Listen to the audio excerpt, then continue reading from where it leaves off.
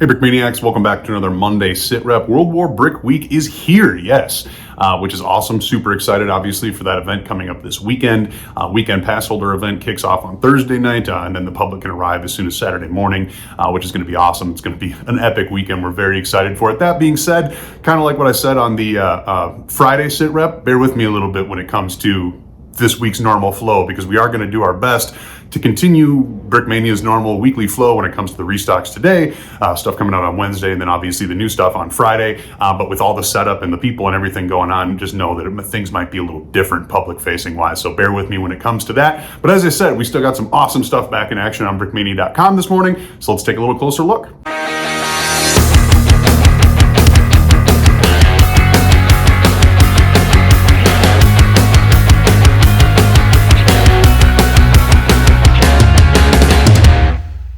All right, we are kind of all over the map this sit rep, so we're going to kick things off with the Panzer IV and then just kind of go from there. So this is a nice little update. Been into a couple of batches already. Good printing, nice details, good play features, super solid build, which is awesome. Love the minifigure that comes with this thing. You can see that there's some pretty epic face artwork going on here. And then also, you know, 3D and UV printed headgear is never a bad thing, right?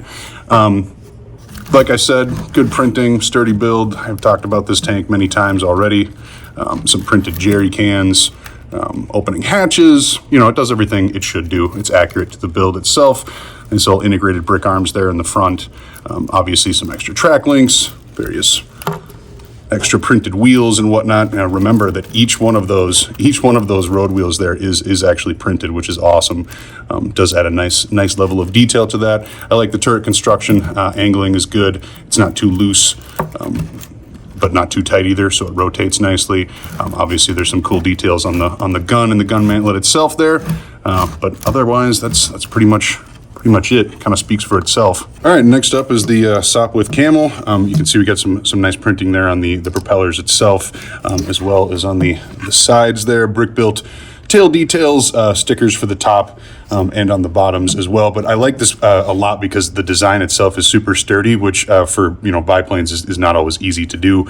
Does include a pilot minifigure as well.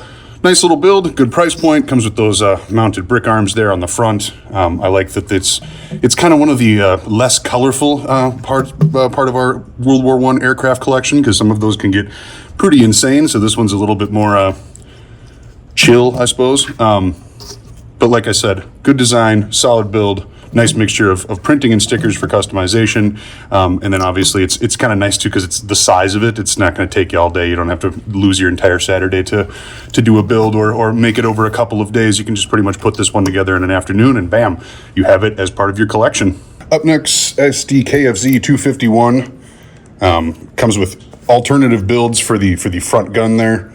So you have the choice between that MG or the cannon, the slightly up powered.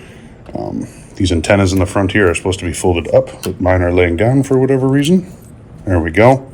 Those come with your commander rocking that awesome camouflage.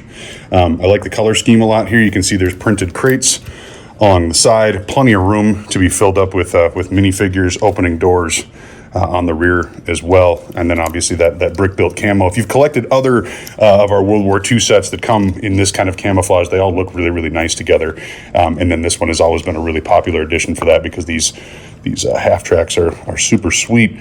You can see that printing there for the windows as well, because you got to be hunkered down and armored up. But yeah, so this is back in action as well. And you can load them up with some riflemen or your Panzer Grenadiers, whatever you got.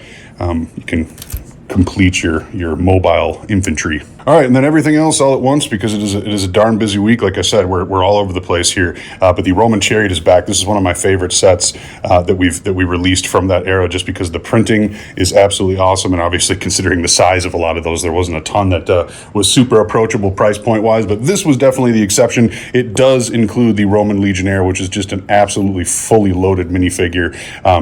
With the 3D printing accessories and then the printing underneath itself on the actual minifigure. I'm sorry, I can't get him to stand up, but just a really, really cool set altogether, very complete, and a nice addition to pretty much any collection, regardless of the era that you collect in, just because it's just a showcase of awesome printing and accessories. And then, those horses are not always easy to come by either, although Pick-a-Brick is making some things a little bit more easier, which is nice. But a cool setup there. And then we also have the Rifleman, which I know he's not supposed to be holding the MP40, but we do have the Perfect Caliber MP40 back as well. My goodness, I cannot get that guy to stay standing up.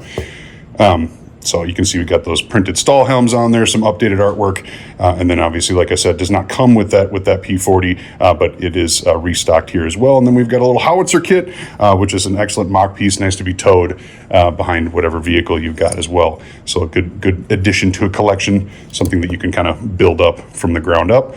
And then obviously integrate into a variety of mocks, depending on the era that you are building in. But these are all of our straight up restocks here on brickmania.com. All right, that'll just about do it for me here on a Monday. Remember too, our mock contest deadline is June 6th. So we will begin after that to start looking at the submissions and get ready for the prize breakdown on those. But remember, we do have some awesome prizes in the pipeline for that. Maybe a little too late to get building now if you're just jumping onto it, but definitely tune in and check out some of those as we post them across social media once we've got them all categorized and whatnot, because we always love showing those off. We love checking out what you guys build, and obviously it's cool to give away some prizes too, right? We got to do that. And then I'll do my best to get the next mock contest updated as quickly as possible. We haven't really talked too terribly much about it because, well, there have been other things that we've been focusing on. So I will get that updated, and we'll get that up and running on brickmania.com and on the blog as well, so that we can figure out what's going on next. If you have suggestions and for what you'd like to see for the mock contest, go ahead and drop them in the comments. I'm always interested to know what people want to build. Obviously, the theme for this one was movies and film, so very excited to dig more into that and check out exactly what people have been building. So other than that, full steam ahead to World War Brick. Thank you very much for watching, and we'll check back in later this week.